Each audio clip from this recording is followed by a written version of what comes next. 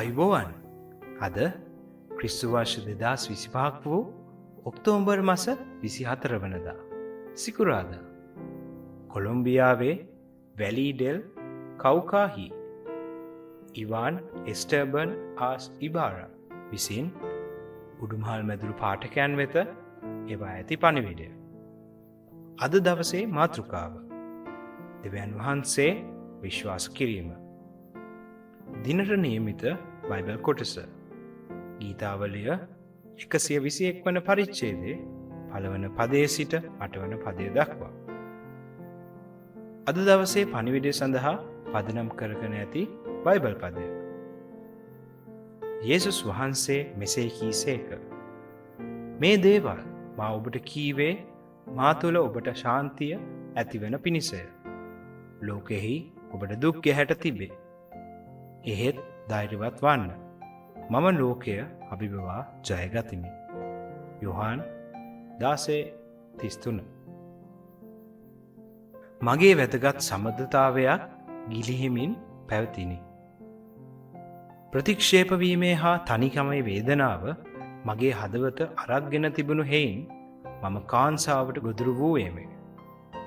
වේදනාව සහ හිස්කම ඉතා දරුණු විය.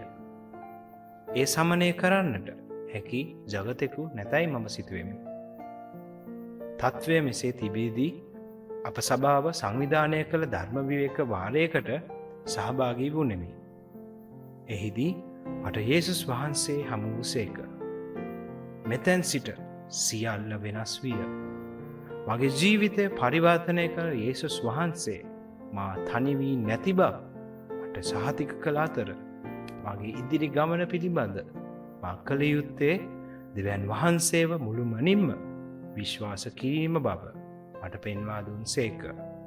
අර්බුදයක් මැද දෙවියන් වහන්සේව විශ්වාස කිරීම යනු අපේ ඇදහිල්ල අභියෝගයට ලක්වීමකි. ලෝකයේ කාරණා අප තුළ කාන්සාව ජනනය කරමින් සම්පූර්ණයෙන්ම දෙවියන් වහන්සේව විශ්වාස කිරීමෙන් අප වළක්වයි. දෙවියන් වහන්සේගේ දරුවන් වන අපට ඇති සුභාරංචිය නම් යේසුස් වහන්සේ ලෝකයේ අභිබවා ජයගත් බවයි. දෙවියන් වහන්සේ අප ගැන සලකන බවත් අප රැක බලා ගන්නා බවත් විශ්වාස කිරීම යනු අපේ ඇදහිල්ලයි. අපගේ ඕනෑම ප්‍රශ්නයකට, රෝගයකට හෝ අර්බුදයකට වඩා දෙවියන් වහන්සේ බලවත්ය. දෙවියන් වහන්සේ සියල්ලේ මැවුම් කාර්යයනුය. අපගේ තත්ත්වය කුමක් වුවත් දෙවියන් වහන්සේ අපිට ප්‍රේම කරනසේක. අපට සහාය වෙමින් අප ඉදිරියට ගෙන යනසේක. අපි යාඥා කරමු. ස්වර්ගික පියාණෙනි, ඔබ වහන්සේ අපගේ රක්ෂස්ථානයේ බව තහවුරු කරන දේව වචනය ගැන ස්තුති වේවා. ඔබේ ප්‍රේමය තුළ සම්පූර්ණයෙන්ම විශ්වාසය තබන්නට මගේ ඇදහිල්ල අලුත් කළ මැනව. යේසුස් වහන්සේගේ නාමයෙන්. ආමෙන්. දවසේ සිතුවිල්ල. දේව වචනේ සඳහන් දෙවියන් වහන්සේගේ පොරොන්දු මම විශ්වාස කරන්නෙමි. යාඥා යොමු. කාන්සාවෙන් පීඩනයට පත්ව සිටින අය ගැන. ඔබට යේසු පිහිටයි.